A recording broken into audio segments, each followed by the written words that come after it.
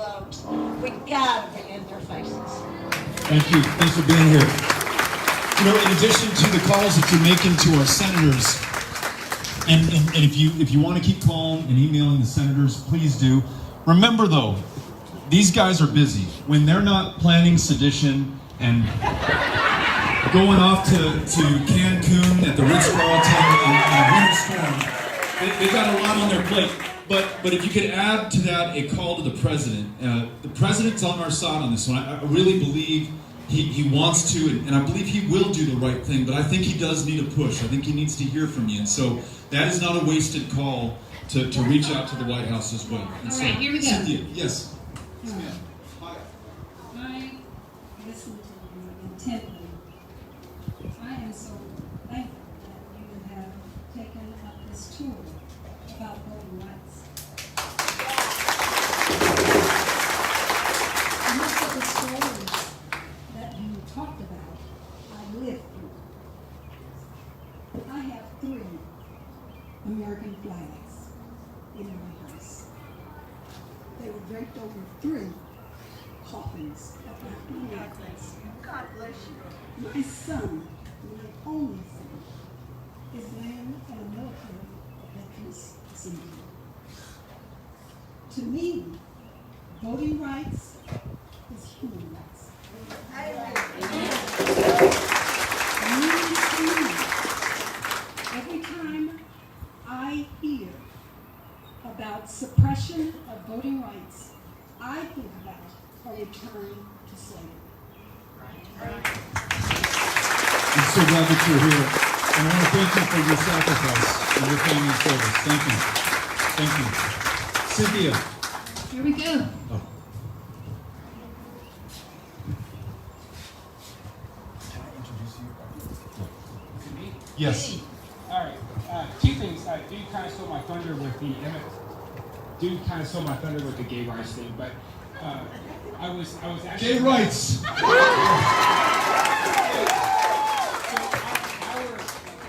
actual regional state senator, Drew Springer, was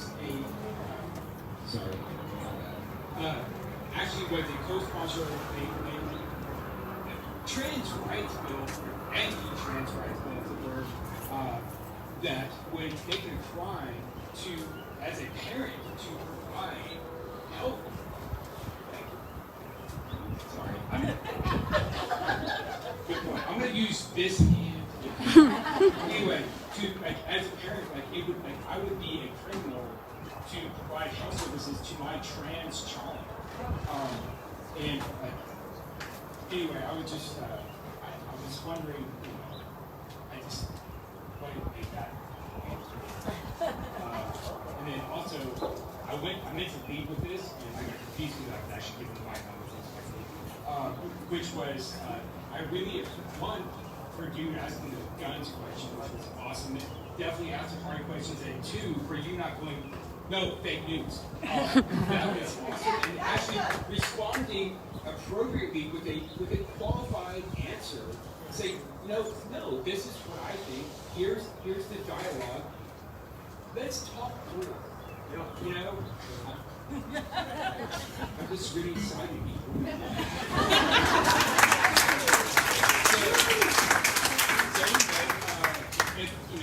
In the future, to wrap this all meandering talk up, if you do choose Trump for the governor, that'd be awesome. I would Thank you. I didn't know that was a thing. Thank you. Thanks for being here. And for everything you said. Cynthia, there's somebody I want to introduce really quickly, if you don't mind coming back this way. So there's a gentleman that reached out to me who actually lives in Waller County in Prairie View and is a city council representative on the Prairie View City Council, but is from Wichita Falls. And when he heard I was going to be here, he said, I'm from Wichita Falls. We'd actually been in touch before.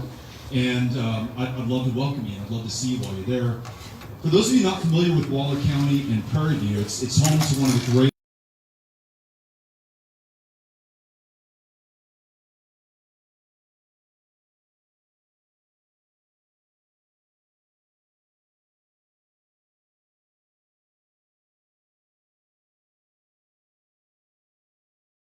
Waller County, Prairie View A&M, election officials there divided that campus into two separate precincts in an effort to confuse students about where they were registered and where they could vote. These students, many of whom do not own an automobile, had the early polling place removed from their campus during one election cycle and moved 6 miles away. But in the face of that challenge, one of the students actually led a march of hundreds of her classmates on a 6-mile walk to go vote in person. So, in the face of all of that, one of your own, one of Wichita's own, Nathan Alexander, Councilmember Alexander is here, and so we want to have him speak for a little minute.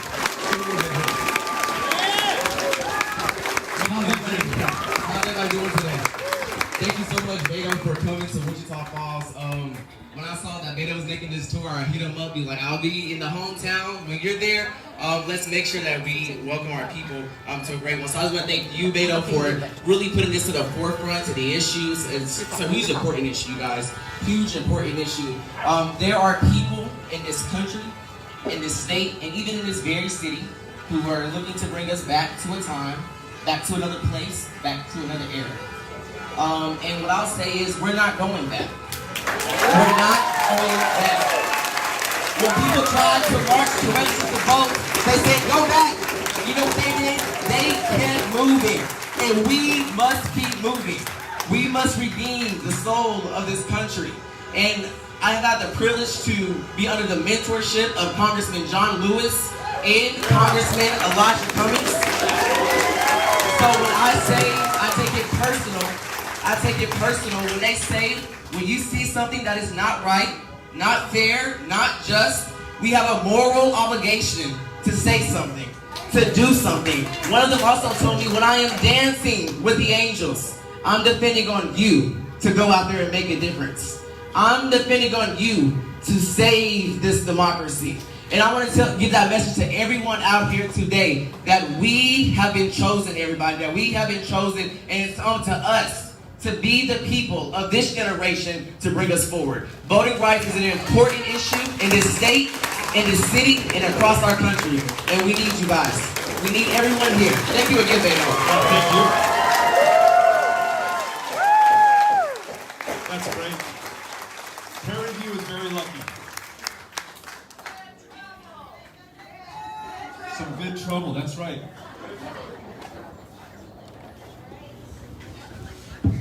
There we go. Hi, not a question, but a comment.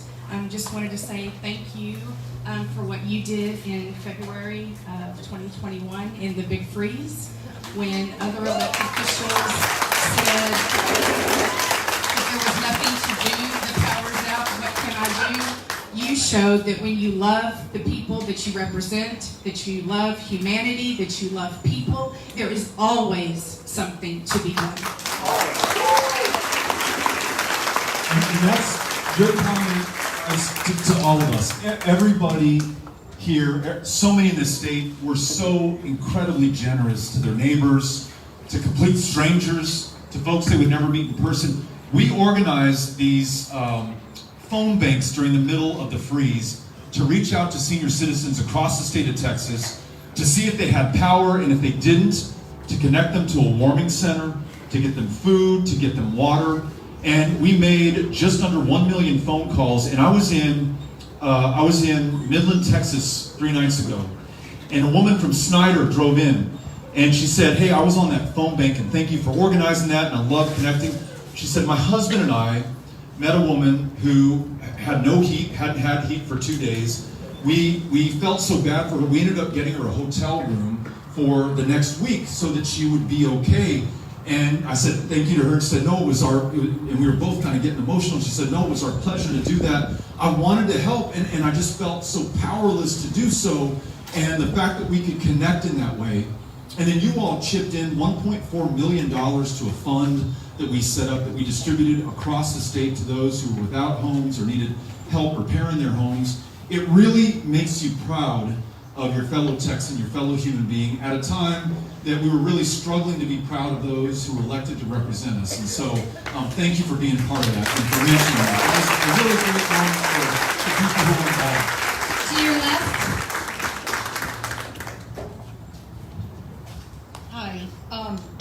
I cried more tears than I can count when you lost in 2018. So I'm very grateful that you're doing this now. And my question is, given that the problem of gerrymandering, will more people coming out to vote make a difference? Can gerrymandering be overcome by more people voting? The short answer is yes.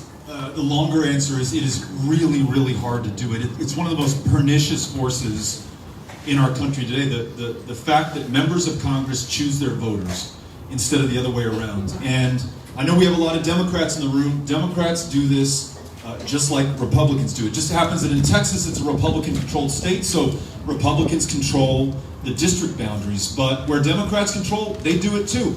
The number one imperative for any member of Congress is not to get to universal health care or to provide for the national defense, it is to get reelected. And then they're going to do all that other stuff. And so they think that, and I used to be one of them in that institution, they think that their presence is so necessary that they've got to literally rig the system to get back there.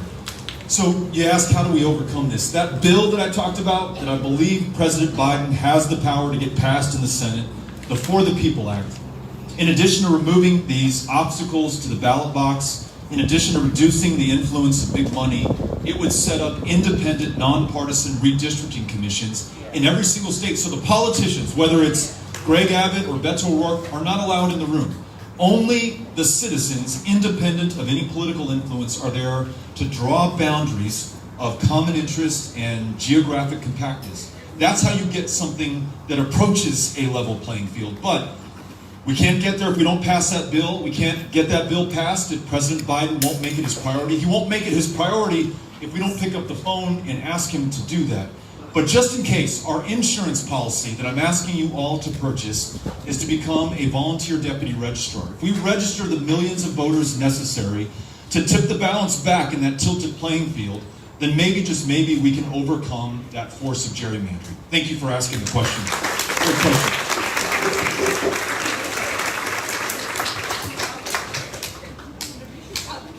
Hi, I'm Kathleen Brown. I'm running for U.S. Congress for the 13th District. So you've done this before. I am going to totally copy your style and go county to county, city to city to get this, get as many people as I can involved in my campaign. And my question for you is, did you find that that was helpful? I know it's exhausting, but was it helpful? It was very helpful. I'll tell you, in the Senate race, as you all know, and you got sick of me saying, you know, we went to every one of the 254 counties, and we didn't literally leave a county for granted, or we didn't write a county off. We went to King County, which voted for Donald Trump 96% in the 2016 election, and we had about 7 people show up to our rally in King County, but we went to King County. And I think I got actually one more vote than Hillary Clinton did in 2018, so it worked.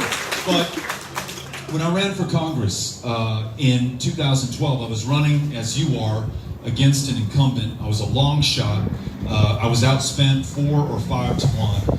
And what I did every single day was knock on doors. We'd knock on between 100 to 130 doors a day and have conversations with voters. And you know, my first conversation, first door I knock on, my name is Beto O'Rourke, and I'm here to represent you in Congress. I'm going to save the world. I'm going to do all these great things. And I remember that a veteran answered the door. And this veteran said, you know, and he kind of stopped me mid-sentence. He said, if you really want to help me, I just got off the phone with the VA. And I served this country in Vietnam. I came back with post-traumatic stress disorder. I need a mental health care appointment, to the point that the doctor made earlier. I need a mental health care appointment. It's January of 2012, and they told me to call back next year. That they are all booked up. 22 veterans a day at that point were killing themselves, taking their own lives every single day in this country. And we could not find the resources in the wealthiest country on the face of the planet to make sure that they could get an appointment. So I scrapped everything else that I had planned to say, and every door I knocked on, I talked about that because he moved me. And I met veteran after veteran, widow after widow, who shared with me stories just like this one. And though it's not the sexiest thing in the world, it doesn't grab headlines, it's not sensational, it's what mattered to me. And I learned it by knocking on doors. And I'll tell you this, the end of the story that hopefully is some guidance in the campaign you're running. We did this nonstop for 9 months. I knocked personally on more than 16,000 doors, had so many wonderful conversations, learned so much. It's towards the end of the campaign, and I'm walking in on Monday morning to a deli to get breakfast, and this guy stops me. He says, "Are you Beto O'Rourke?" I said, "I am." And he said, well, last week on Thursday, you knocked on my grandmother's door, and she invited you in. And she told you about her daughter who's a school teacher that she's so proud of, but who struggles to make ends meet because she just doesn't get paid enough. She told you about her grandson, my cousin, who's in the Marines, that she's just really proud of, and it's just, you know, the shine of her life. And you guys didn't even really talk politics, you left. But when my cousins and I, all 33 of us, came to her house for menudo on Sunday, yesterday, she made each one of us promise to vote for you. So he said, I don't know who you are, Beto O'Rourke, but you're going to win this thing, so don't screw it up. And, that's all we want. So I want you to knock on doors. I want you to listen to people. I want you to be open to whatever it is that they have to say, because they'll tell you and they'll teach you. You'll learn from them, and they'll give you the vocabulary that you want to use when you knock on other doors and when you reflect what they've told you in the campaigns that you run. When we did this in 2018, we didn't beat Cruz, but we produced the largest voter turnout since 1970 in an election in Texas. And that's because we went everywhere. So please do that, okay? Good luck. Thank you. All right, we have time for about 5 more questions. Hello, sir. My name is Hello. Brittany Wary, retired Air Force, Master Sergeant, 7. I'm also civil service retired also, 20 years involved. And sir, my question to you is concerning these illegal laws that's been passed in all these states. I want to ask you, is there anything that the Justice Department can do as a class action lawsuit toward these states so that we can maybe go to the Supreme Court and they act upon these things? Is there anything, is that another avenue we can look at? That's all. Great question, and 2 things. One, thank you for your service and for being here and asking the question. Grateful to you. And the second thing is, you know, we mentioned the laws passed in Georgia and Florida and Iowa and the one they're trying to pass in Texas. Can the Justice Department intervene? The answer is yes.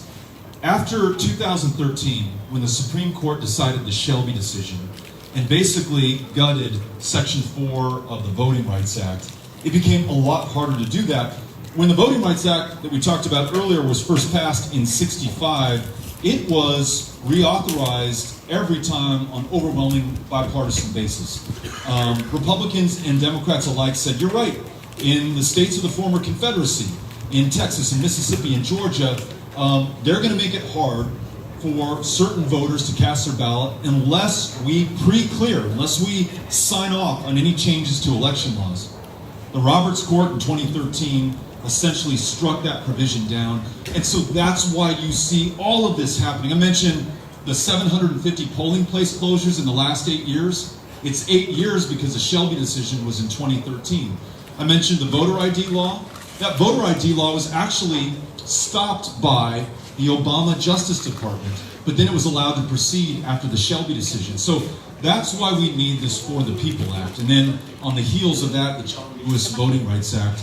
But if we don't, there is still a way for the Department of Justice to come in. I'm afraid, though, that it will take years to grind that out in the courts. And in the meantime, as you said earlier, we've got elections to run and to win and to fairly decide. And so I hope we can take action now. Thank you for your question. Appreciate that. All right, here we go. I'm a born and raised Wichita. I'm really excited to have you here. How can we get more active voter registration in our high schools without putting an extra burden on our already really heavily worked school administrators and teachers? This is a great question, and this is something all of us have a role in which to play. The state law, and you might know this because you asked the question, the state law says that our high school principals are to make their best effort to register age-eligible voters on their campuses. So our high school seniors, right? Those kids who just turned 18 or about to turn 18 or will turn 18 before the next election. What we find is that for obvious reasons, that law is never enforced at all. And it's really left up to the discretion of the individual high school principal, sometimes aided by those overworked high school teachers in the classroom. What we can do as citizens and taxpayers in the independent school district is reach out to our trustee, reach out to our high school principal, and offer to help them. And not to help register Democrats, and not to help register Republicans, but help to register Americans who are eligible to vote. And say, listen, I sir, have my VDR, my Volunteer Deputy Registrar certification. I would love to give my Friday afternoon to you at your high school, and I'll register any child who would like to get registered. You could put a little pressure on those trustees to try to get their principals to enforce that on their own. One way or another, this is a really creative means of getting at enforcement of the state law. So I like the way that you posed it. Let's not just push this onto our teachers. Let's actually step up and offer to do some of that registration for them. One of our Powered by People ambassador volunteers in Webb County, where the rate of voter turnout among registered voters is 50%. And to put that in perspective, in Texas, the turnout rate is 66%. Nationally, it's 77%. They're at 50%. She has been registering students in high schools. And Cynthia, over the course of like 2 weeks, 3 weeks, they registered 900 Over students. 900. And so, you're going to see a different electorate in Webb County going forward. So thanks for asking the question, helping out those high schools. Hi, so I just wanted to know like what you're going to do to bring more young people out to these kind of things on like a social media basis, because my generation, I'm 19 years old, we're very into like social media, especially when you mention human rights. It's also like that lady had said earlier, voting rights are human rights. So I just want to know what you're going to do to bring more people of my generation out to these kind of things. Let me keep the microphone because I want to ask you a question. Okay. What is your platform of choice? Ooh, that's a hard one. I've already posted you a bunch on Snapchat, so probably Snapchat. Okay. So we have a decent Twitter game. We're okay on Facebook Live. I post pictures of our dogs and cats and hens on Instagram, but I'm terrible at Snapchat. Would you help me to reach people like you on Snapchat? Oh yeah, of course. Okay. Of course, yeah. Cynthia, give her the password to our account. But seriously, if you wouldn't mind actually staying in touch with me, and No, of Cynthia's course, going to share our cell phone with you, I would Oh love to my have God, your I'm help so happy, yes. doing that. And we'll be on, when school resumes, we'll be on college campuses. Yes, sir, I go to MSU. Yeah. Okay, so would you actually be our ambassador on the MSU campus? Yes, yeah.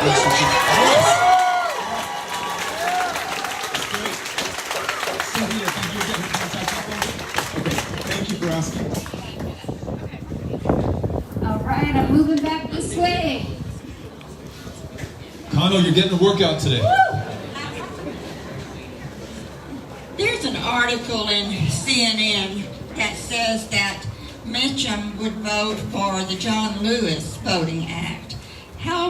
Where does that stand with the other act, the Bar the People Act? Is it second place? Would it be something we would be for if we can get it passed? We are for the John Lewis Voting Rights Act. Here's the challenge, and I'm glad you asked the question because a lot of us don't understand this. That bill has not even been written yet. It's not been introduced into the Congress. There's literally nothing before those members to vote for or against. And even if it were introduced, it essentially restores that pre-check, the Section 4 provision of the original Voting Rights Act, which means that you can fix things after or before they're passed.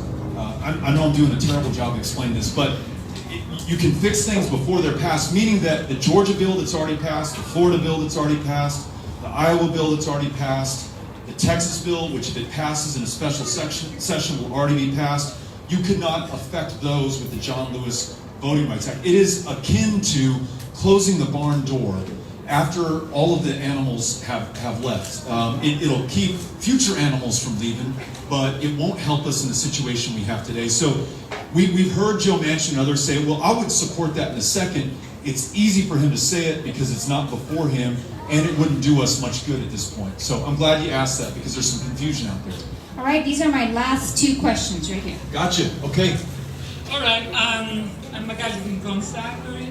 And my question, well, I don't have a question, I just want your opinion about term limits. for senators and congressmen? I love your question. I think that, and I don't know how it is in Prairie View, I don't know how it is in Wichita Falls. In El Paso, when I served on the city council, there were term limits. I could serve no more than 2 terms. When I ran for Congress, I sat down with my wife and we discussed imposing term limits on our service should we be elected. Mostly because she said, if you stay there for a long time, Beto, you're going to turn into a world-class jerk. And I don't want that from you. You're going to be one of those people who thinks they're so important because they've been doing this for so long, and I don't want you to do that. But we also believe that if we really are the world's greatest democracy, and if we're surrounded by so much talent and experience and expertise, then serve for a little while and get out of the way. So I promised my constituents I would serve no more than 8 years, and I ended up serving 6 years before I voluntarily did not seek re-election. So yes, I very much believe in term limits for members of Congress, for the Senate, for our governor, for our lieutenant governor. Every position of public trust and power should have some constraint on it, because the leverage that you have as an incumbent is amazing. It's extraordinary. For example, Greg Abbott. We don't have campaign contribution limits in Texas. There's one guy in Midland, Texas, who wrote Greg Abbott a $1 million check, and he's in the energy industry. There are others who work for electric utilities who wrote him $600,000 checks, $500,000 checks. Is it any wonder that when the governor has the ability to appoint to the Public Utility Commission, which oversees ERCOT and our electricity grid, that he made appointments and decisions that favored his donors over the constituents and electricity customers who he left literally out in the cold when 700 people died and froze to death in their homes? That is how corrosive incumbency and the power of big money is in our democracy. So if we could do those 2 things, if we could have campaign contribution limits and get corporate money out of our politics, and then have term limits so that you serve for a little while and then get the hell out of the way, I think we would have a much more vibrant democracy and a much better government in Texas. That's what I'd like to see. All right, this is our last question. Yes, sir. Hi, Beto. Thank you for answering this, but it's more of an inane statement than anything towards the end of the questions. In your most humble opinion, do you think Dan Patrick was actually being Dan Patrick, or was he telling the truth when he said when they quelched the mail-in voting, that is why Trump won Texas? Yeah. I saw that and I put that out on my social media platforms. For those of you who are not aware of this, you mentioned Dan Patrick. He may have said this as well, but our Attorney General, Ken Paxton, who, I mean, this is not material to the question, but he's been indicted twice, has yet to be tried. All of his top deputies, top deputies have quit in disgust and have turned evidence over to the FBI, who are pursuing an investigation over allegations of bribery. He spoke on January 6th at the National Mall, right below the Capitol, riling up those insurrectionists before they stormed the Capitol. This guy, the top law enforcement official in the state of Texas, claims that his ability to stop your ability to vote by mail is what allowed Trump to win, and that if you were, without harassment, able to fill out a vote by mail application, that Trump would have lost the 38 electoral college votes of Texas. So we can take him at his word that when they put obstacles in our way, and let's remember that Republican and Democratic states alike during a pandemic that killed nearly 600,000 Americans, allowed people at no fault to vote by mail because it is secure, it is safe, it allows you not to endanger yourself and others, and Texas was almost the lone exception to that. Their ability to stop you from voting by mail safely is what he says allowed Donald Trump to win the Electoral College in Texas. So, when we say that Texas is not a red state, it's more of a non-voting state, it's not Beto saying it, it is Ken Paxton, the twice indicted Attorney General of the state of Texas, saying that. So, thank you for the question. I appreciate it. Yes. I'm still waiting on my 2020 mail-in ballot from the county here. It never arrived. Well, if you get it, don't send it back in, because they'll prosecute you. I actually went down and voted in person. The other little part of this is that just like Marjorie Taylor Greene's bogus letter to Joe Biden and wanting a reply on the 31st of June, one of the parade members in the cars, my eyes are dimming a little bit, but I swear it said Trump 2022. He's running for one of the places on the Wichita Falls City Council in 2022, so you all make your own decision about that. Okay, I want to thank you all for coming out and joining us, welcoming us, asking such great questions, and fighting for democracy. Very, very grateful to you all. Thank you, thank you, thank you. Adios. Bye.